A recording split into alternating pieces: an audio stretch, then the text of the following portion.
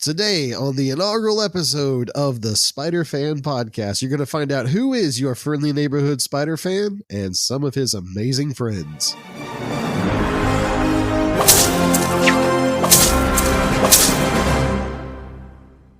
That was a good callback. That was a good callback. I like that. Hello, ladies and gentlemen. Welcome to the very first episode of your friendly neighborhood Spider-Fan, a brand new podcast brought to you by the Geek Devotions Network, a network of podcasts of devoted geeks who are devoted to letting you know that you are loved. I am Branson, also known as B, also known as Bam. I've got a lot of names on this network. And that voice you just heard a second ago is the captain of the Geek Devotions Network and one of my very, very dear friends who we've known for, I don't know, time immemorial. It's been on since the year 1999. Yeah. Literally. So, yeah. So we can honestly say we've known each other since the 1900s. Yep. Since the last millennium. Yep. I wish it was like the year 2000 though, because then we could play that clip of the year 2000. I mean, if we just want to forget those few months of 99 and just, those were rough months. So I do forget most of them. we're starting to get old enough. We can have selective memory, right? We can just shave that off. But no, I've brought Dallas on to help us talk about the Spider-Fan Podcast and what it's going to be and what its purpose is. And I'm losing it. So I'm just going to get away from the microphone and give it back to Dallas. Dallas, take over, please. What's going on, guys? Hey, I'm super excited to be on this kind of episode 0 of the Friendly Neighborhood Spider-Fan Podcast. And today, kind of the reason why we're doing this episode is we want to give you guys an idea of what the heck is happening here. Like, what is the Spider-Fan Podcast? Why is Branson just a huge Spider fan himself? Where did it come from? And the real question of the day is that I want him to answer at the end of the day is, which is better, homemade web shooters or organic ones? And so we're going to get that answer at the end of the day, I think. And so, so we're gonna rock and roll that. Well, let's start from the beginning, my dude. What is the Friendly Neighborhood Spider-Fan Podcast? All right, so the Friendly Neighborhood Spider-Fan Podcast is the intersection of saving faith and spider fandom. I was sitting in my living room praying, and I had felt really convicted by the Lord that I needed to do more as far as sharing Jesus with others. That I needed to do more to, our ultimate mission as followers of Christ is to make him famous and to make him known. Mm-hmm. And I was struggling with how exactly I could do that because I work from home. Mm-hmm. I am blessed to work in an office where everyone is a Bible-believing Christian. So, I mean, and that's great. I love the people I work with. It's always good when you have a shared faith in the office. But because of that, there's not a lot of people to share Jesus with because, they already know the Lord. Most of my time away from home is spent chasing my boys around, taking them to their various organizations and things that they're involved with, most of which are faith-based. So once again, I'm going and seeing people who already know the Lord.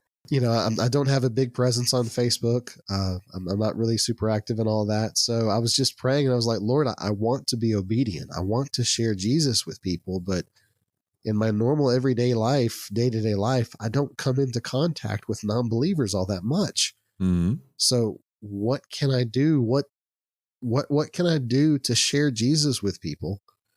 And as I was praying, I looked over and I saw on my bookshelf, I have the first 3 volumes of Marvel Masterworks' Amazing Spider-Man. Mm. And the Lord impressed upon me that, Paul was a tent builder. He would build tents and he would use that to go tell people about Jesus. You have a love of Spider-Man. It's one of the few topics that you could literally talk about for hours on end and not run out of things to say. You are a true Spider fan. Use that to talk to people about me. Mm-hmm. And I had my Moses moment where I said, "But Lord, I don't really, it's hard to do a podcast, and I've tried to start other podcasts before, and I've always gotten too busy, and I'm not really good with the social media stuff, and I just and if the Lord were a sarcastic person, this is the part where he would say, "Yeah, isn't it a shame that you don't know anybody who might know something about running podcasts and social media and things like that? Wouldn't it be great if you could, be part of a network of podcasts who are all about telling people about the love of Jesus and know somebody who might know something about that?" Like I said, if the Lord were sarcastic, that's what he would say. I think he is sarcastic sometimes. Sometimes. I think about Jesus dealing with the disciples, and God bless him, because I would be right there with him, not getting stuff. But sometimes I think he does the Captain Picard facepalm meme. He's like, "Ugh, why?" But the Lord impressed upon me that the skills he gave me were I have a knowledge of Spider-Man and a passion for Spider-Man, and I can talk into a microphone. Mm-hmm. And then I have friends who can do all the other stuff. And I likened it to God telling Moses, 1, you're going in my presence, so you have no excuse. 2, I'm sending you with your brother Aaron. So if this is really about how well you can talk, I've got that covered. Right. So I was like, okay, all right, Lord, that's what you want me to do. And shortly thereafter, I sent you a text message, and here we are. Yeah. Well, I'm excited about it. I appreciate your heart behind this. It is, for me, I get excited when people are operating in something they're passionate about. And you're talented at podcasting. You have a lot of great wealth of information to give to people, a lot of great wisdom. And you have passion for people, but you also have a passion for Spider-Man. And so I love that you're combining those two things together, and it's going to make a difference. I'm real proud of you. Well, let's talk a little bit about Spider-Man. Who is Spider? What is Spider-Man? And how do we really know you qualify as a Spider-Man fan? And so just real quick, Branson, are you wearing a watch right now? No, but I have a clock. You have a clock. Let me ask you something. Yeah. When you wear a watch, where is the clock face of your watch? Okay, I know what you're getting at. I wear my watch face on the bottom of the wrist instead of the top. Now, the truth is, I picked that habit up from my dad. My dad wore his watch that way. But it has the added advantage of feeling very much like a web shooter. And when Tobey Maguire's very first Spider-Man movie came out in 2002, and I went and saw it in theaters, I got so excited about it that for weeks after I saw the movie, when I would check the time, because my watch face is on the bottom part of the wrist, I would hold my hand with the palm up. And the middle 2 fingers of my hand would just naturally curl to touch the middle of my palm. Mm-hmm. So it looked like I was shooting a web shooter every time I checked my watch. And I'm going to testify to that, because I remember we were in high school and we were hanging out, and you would literally be like, "What that?" It just like web shoot. I remember like the day I recognized it specifically. You were decked out. You had this black Spider-Man shirt that you were wearing, and I was kind of teasing you because it looked like it was crawling out of your pants because you had your shirt tucked in for some reason. Yeah, that was back when I tucked my shirts in, and the hand where it was placed, it looked like it was like it's crawling, escaping up your chest. Yeah, yeah, I remember that shirt. That was at the time, that was like the only Spider-Man shirt I had. Right. My parents saw it at like a Sears, I think. Nice. Sears used to be the place, man, for cool clothes. Yeah, yeah. And the movie, they had just started advertising the movie. Like, it was brand new. Like, it was still the version of the trailer that had the two towers in it. Yeah, if you do hunting on YouTube, you can find a version of the trailer where these bank robbers are robbing a bank and they escape in a helicopter and they fly between the two towers, and the helicopter gets caught in this giant web. Wow. And then you see Spider-Man swinging around.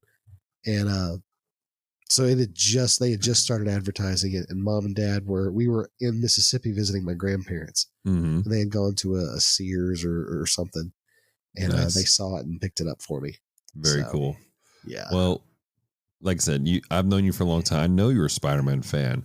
I'm going to ask you some questions on the back end about some of the stuff about your experience with Spider-Man. But if you could, just for the crowd, maybe there's somebody who's like, what is a Spider-Man? I don't know why they would say that unless they were like just dropped off by an alien and like they were abducted in 1961 and they have no idea what's happening.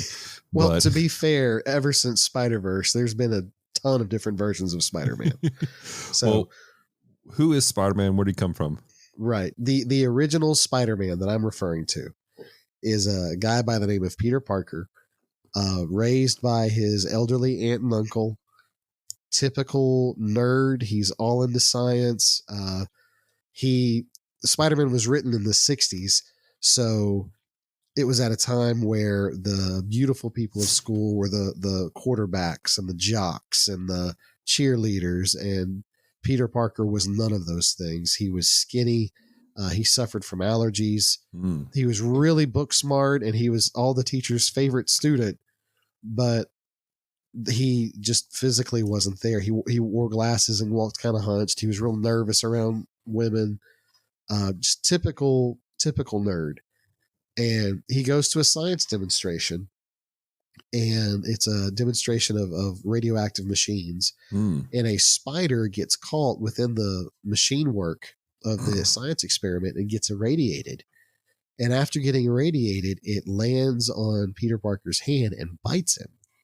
And the irradiated venom goes into his bloodstream. And because it's early 1960s science, instead of, giving him cancer and killing him, it reacts with his blood and gives him spider powers. He has the ability to cling to surfaces just like a spider. He has the proportionate strength of a spider. Spiders can lift 8 to 10 times their own body weight.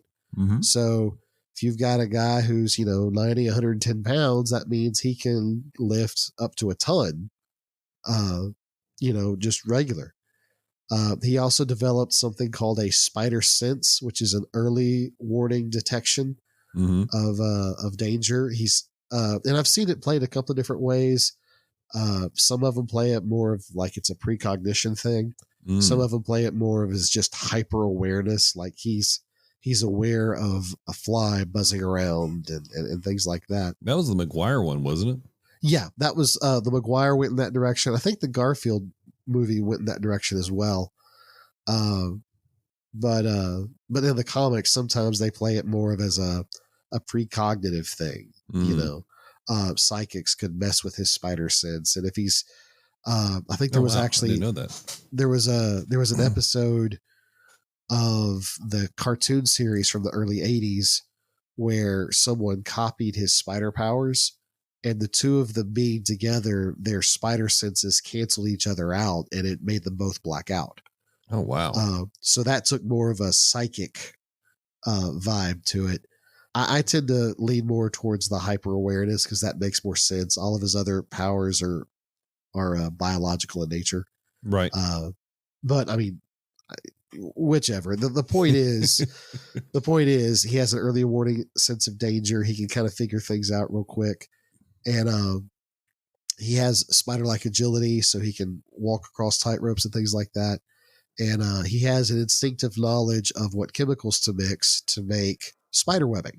Now, in the original version, he can't produce it himself, right, organically, so he creates web shooters, which has the liquid in these highly pressurized canisters, so he can shoot it out as a quick hardening strand and use it as a web. And like any normal teenager, once he finds out he's got superpowers, the first thing he wants to do is make money. So he goes to a wrestling match and wins a bunch of money, shows up on what was popular at the time, the Ed Sullivan Show. Oh, really? Was that what it was? Yeah. Wow. I don't know if it was supposed to be the Ed Sullivan Show specifically or if they referenced Ed Sullivan, but it was in that vein of those variety shows. Right. And he was supposed to be on one of those. And for a while, he was making bank. He was doing pretty well for himself. One fateful night, he's packing up to go home, and someone has robbed the studio, and they run right by him, and he does nothing. And the security guard says, "What's the matter with you? You could have stopped him. You could have done something to trip him." And his response was, "Hey, it's not my problem. I'm looking out for number one from now on. I'm tired of people pushing me around." Well, Peter goes home that night. When he gets home, there's police officers at his house. Right. Come to find out, a burglar broke into his house, and in the fight that ensued, shot his Uncle Ben and killed him. And so in a fit of rage, Peter puts on his Spider-Man costume that up until this point was just a costume for a TV show. He's not a superhero. Right. He goes to the warehouse where the police have chased this burglar and goes to fight the burglar and comes to realize that the burglar in the warehouse is the same burglar that he didn't bother stopping at the studio. And so he realized that because of his inaction, his uncle is dead. Right. And that's where he learned the famous line, "With great power comes great responsibility." And from all the issues after that, instead of just trying to go into showbiz, Peter uses the Spider-Man moniker to fight crime and to correct the mistake he made when he let the criminal go and let his Uncle Ben die. Wow.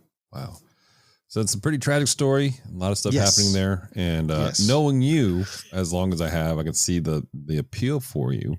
But I know you. So what is it about, if you could summarize it very quickly, what is the appeal of Spider-Man to you, Branson? A couple of things. One, Spider-Man was not one of the beautiful people. He was just a regular guy with flaws. He was nervous around women. He struggled with allergies. You know, that sounds real personal for you. Yes, it is. It is. If I sound a little congested right now, it's because, you know, summer in Louisiana. But he's an everyman. He's, you know, the only thing that makes him different than any other person is this freak accident with a spider bite. So I was able to relate to him more easily. I understood Peter Parker. And so when I saw Peter stutter when he's trying to ask a girl out, when I saw Peter struggle with trying to study for a test, or when I saw him worried because his aunt can't pay the bills and they're worried about rent money, when he sneezes too many times because he forgot to take his allergy medicine, you know, it was a hero I could relate to. You know, Superman's great, but he's from another planet. How much can I really relate to him? Batman's wonderful, but he's rich beyond all belief. He has the money and the time to turn himself into the world's greatest detective and one of the greatest martial artists. How can I relate to that? You know, even in some of Marvel's other properties, you know, Tony Stark is a rich guy who built a really cool suit. Captain America got juiced on a super soldier serum. Thor is the thunder god. I mean, you know, not a lot of relatability there. But Spider-Man or Peter Parker, I got. I understood him. At least that's why I grew to love him once I was old enough to really understand the idea behind Spider-Man. As a kid, I just thought he was cool. That's fair. One of the earliest memories I have of Saturday morning cartoons was two TV shows. One was Thundercats, and the other was Spider-Man and His Amazing Friends. And that's what I grew up watching all the time. And of course, because it's, you know, it's not Iceman and His Amazing Friends or Firestar and His Amazing Friends, it's Spider-Man and His Amazing Friends. So you're naturally drawn to the main hero. Right. I mean, I always thought Iceman was cool, and sometimes I like to play as him, but I just thought it was neat that he could stick to walls and that he could spin webs. And Mom and Dad have a picture of me when I'm like 3, and I had one of those vinyl latex masks. And for Halloween, I had a pair of Spider-Man pajamas. And it wasn't even made to look like the costume. It was just it like had a picture of him on the front, and it was like red sleeves and stuff. And for Halloween that year, I put on my Spider-Man pajamas and put on that red mask, and that was my Halloween costume that year. That's awesome. That is so funny. So that's the main thing is I'm attracted to the relatability of the character. Yeah.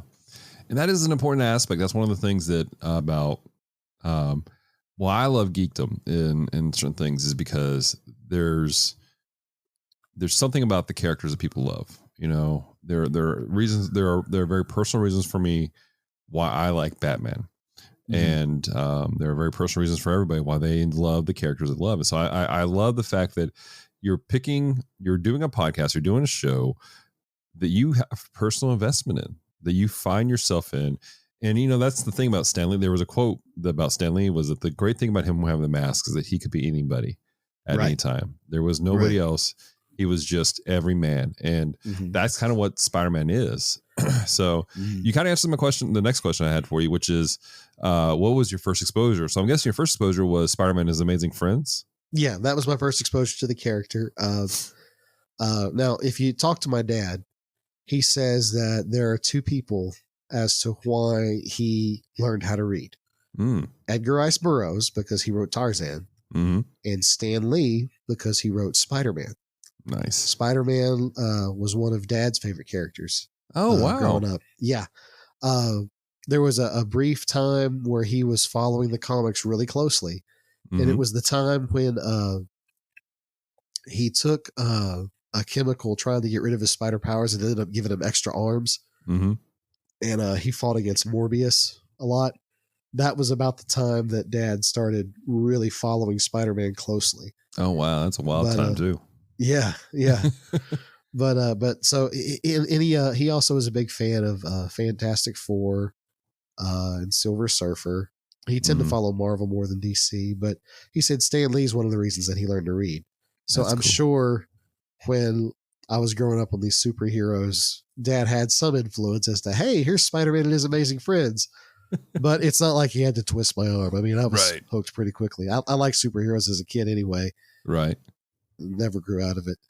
But that was my first exposure to the character. I love it.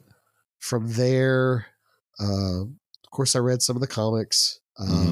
Matter of fact, the first comic subscription that I had, one year my parents got me a Spider-Man action figure for, I think it was Christmas. Yeah, I think it was a Christmas present.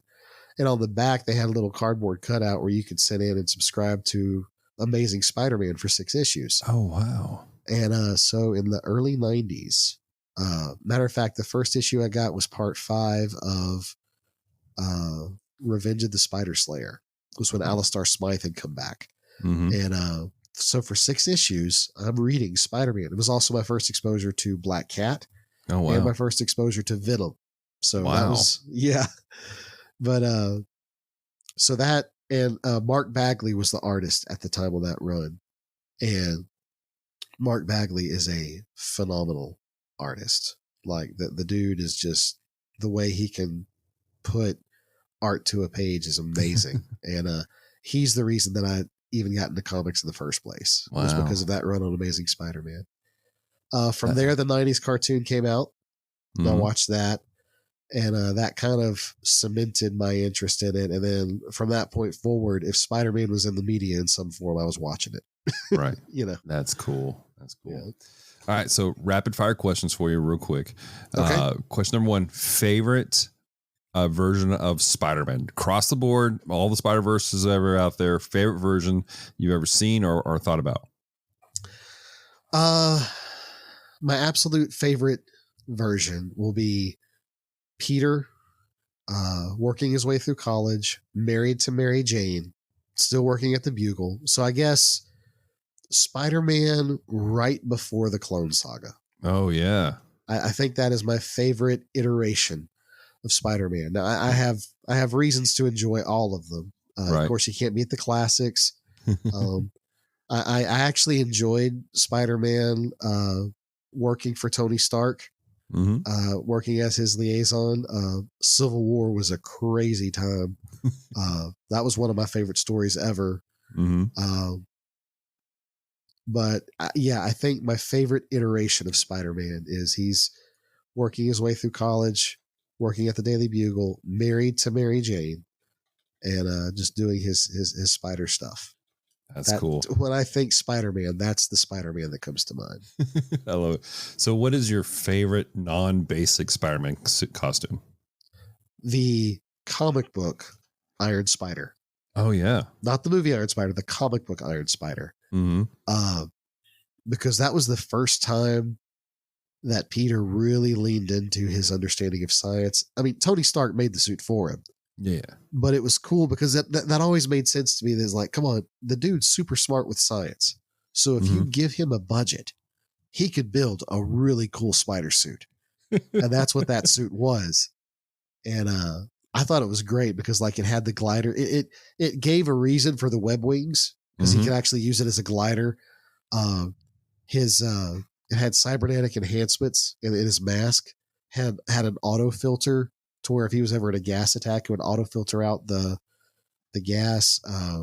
The Waldos that came out of his back, they weren't really useful as weapons per se, but they had like cameras built into them, so he could like do a telescopic zoom thing, and it was just cool. Right, it was just really, really cool.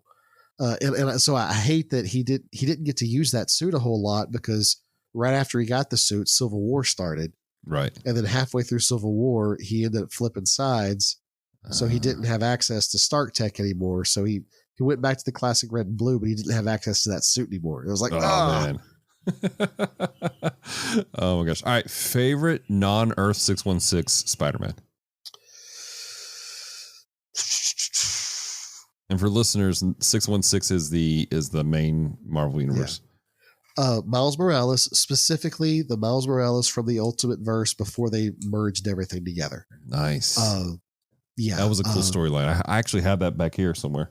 Oh yeah. That was so neat because it was such a fresh take on the character. It was not just a rehash of Peter Parker. Like Miles Morales was a different enough character, and he had his own power set and his own friends and his own issues that it was familiar enough to feel like Spider-Man, but different enough that I didn't feel like I was just reading Peter Parker 2.0. Right. And I really think one of the worst things they could have done for the character is stick him in the main universe where he's running around in Peter's shadow. Yeah. Because when he was the Spider-Man of his universe, he was rocking it. Yeah. I mean, I thought he was a great Spider-Man. That's so cool. That's cool. So what is your favorite film Spider-Man, live action Spider-Man? And I'm going to put this out there. I will even include the musical Spider-Man. You mean the musical that never happened? There are clips at it somewhere. I saw something. Yeah. They tried, but the actors kept getting hurt with all the stunts. The fact you know this tells us the level of Spider fan you are. Gosh, that's like trying to pick your favorite children. I can't pick my favorite one, but I can tell you what I appreciate about each iteration. Tobey Maguire's trilogy. He was a perfect Peter Parker. He nailed the nerdy, awkward, I don't know how to talk to girls. I think science is cool in a way that's adorable, but kind of annoying. You know, Tobey Maguire nailed what I think of when I think of Peter Parker. Right. Andrew Garfield was a good Spider-Man. The way he would quip and talk when he was in the suit, the way he would make jokes, that to me captured what I think of when I think of Spider-Man. Tom Holland is a great high school Spider-Man. When I think of Spider-Man as a high school student running around and doing his thing, Tom Holland is a good version of that. I like that they especially in the last movie, they got away from this idea that he's Tony Stark's Robin. Right. That was my only complaint about the MCU's Spider-Man, is that you kind of had to have Iron Man around to make sense for him to be there. Yeah. And I appreciate more Spider-Man being his own character. Yeah, definitely. But because he had this, need for a father figure, and he looked up to Iron Man so much, it really played into his youthfulness. Right. And how he's a teenager running around doing all this stuff, Right. So I appreciate each of them for different reasons. So I can't really say I like one better than the other, which means that No Way Home was, it was beauty on screen. I saw that in theaters, and the amount of it was great being in a room with people who get it, because the scene when they're all just suddenly there, and the excitement level in the room. Yes. When we were like, it's so and so. Yeah. Oh my gosh. It's awesome. I appreciate your answer and the fact that you're like, there's something about each one that you find value in and that you love. Because Spider-Man is such a complex character. People think, he's one dimensional, but he's not, especially when again, he's been around since 1962. There's a lot that's taken place with him over the years. And actually, I have a student who I'm going to tell her about this podcast, but when I asked her about her favorite Spider-Man, she gave a very similar answer to you. I had to get her to write it down for me to give it to you. But she has reasons why she likes every single Spider-Man specifically, because she is a big Spider-Man fan herself. Cool. So, cool beans. All right, well, man. So last kind of quick fire question for you. Handmade spinners or built-in spinners? Okay.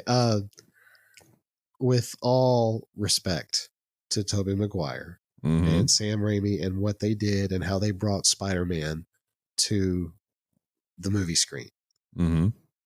Spider-Man has web shooters.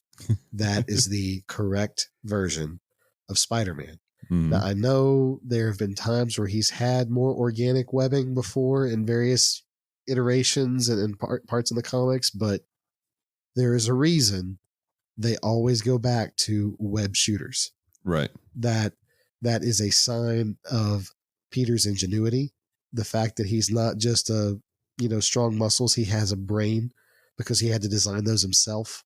Right. So yeah, Spider-Man should have web shooters, not, organic stuff coming. Because let's be honest, if he really naturally produces webbing, it's got to come out of his butt. I mean, if we're going to go that route, argument when we were in high school, we were like, it doesn't make sense. It doesn't. Not to mention, he'd have to eat a cheeseburger every block that he flew through, because he's burning out that. Exactly. So unless he starts going with the Flash on their burrito runs, he needs web shooters. That's Flash just the way it shoving burgers down his throat. Yeah. Hurry, Peter, hurry. Oh my goodness. Well, Branson, tell me about the show real quick. What is the general structure of the show? What are people going to find when they start listening to episode 1 of the show? It's going to start with me talking about, to start with, I'm going to work my way through the classic comics, starting with Amazing Fantasy 15, the first appearance of Spider-Man. And then from there, going through the first issues of Amazing Spider-Man that started in 63. Basically, I'm going to do a short recap of the plot. I'm not going to go real deep into the specifics of the plot. I will encourage you to read the comics for yourselves if you want that. What I am going to do is talk about some of the main plot points, some of the things I think are interesting, some of the things I think set Spider-Man apart from some of the other characters, the other superheroes, both Marvel and DC, and just talk about some of the interesting things that I find interesting. I'll give you a little teaser when I talk about Amazing Fantasy 15. I have an idea that Spider-Man's origin story is actually the origin story of a supervillain up to a specific point. I think there is one point how, as you read Spider-Man's origin, you're reading a supervillain story up until a very specific point, and at that point, he becomes a superhero. That's fascinating. Yeah, but to know what that point is, you'll have to listen to the episode. Yes, make sure you guys subscribe to it today. That's cool, man. So you're breaking it down. You're going to talk about points, everything like that. So what happens after that? Then we enter into a time called spider sense tingling. Mm-hmm. And that is where I take aspects of the issue and I use them as a springboard for discussions about our walk with Christ and our walk with Jesus. And that's the wonderful thing about Spider-Man, because he is an everyman. He's someone who has struggles just like us. Oftentimes, he's going to deal with issues that Scripture speaks to directly. Things where we can say, hey, Peter dealt with this and this issue. Well, in the Bible, it speaks to that. And it speaks to some of the issues and the foundations. And so I'm going to be using the Spider Sense section to speak to that. A lot like what Geek Devotions does. We use pop culture as a springboard to have spiritual discussions. And that's what I'm going to do with Spider-Man. Word. I love it, man. I love it so much. So who is this for? Like audience wise, like who are you envisioning? Like will be not, I mean, obviously we were open for everybody, Right. But I mean, there's some people who you're specifically hoping like, okay, I genuinely hope that these type of people come into this. Obviously Spider-Man fans. So I can have people to geek out with. And especially people who have a love for the classics. Right. Nothing against the more modern stuff. I mean, the reason that I know who Spider-Man is because people took the time to come out with modern Spider-Man stuff. Right. With every generation. But there's just something about Spider-Man from the 60s up through the 80s and into the early 90s, like pre-Clone Saga, Spider-Man, which the Clone Saga has a beauty in and of its own. But you could do a whole podcast on just the Clone Saga. We can talk about that one. Well, if I get to that story, I'll bring you on so we can talk about Ben Reilly. But that's the main thing is Spider-Man fans, especially people who are fans of the older stuff, and then people who enjoy looking at their favorite stuff and seeing God's fingerprint in it. Yeah. I think that's the thing I'm enjoying the most about this podcast and about what Geek Devotions does in general is seeing the fingerprint of God in these properties that we thoroughly enjoy. Yeah. Because we serve a very creative God.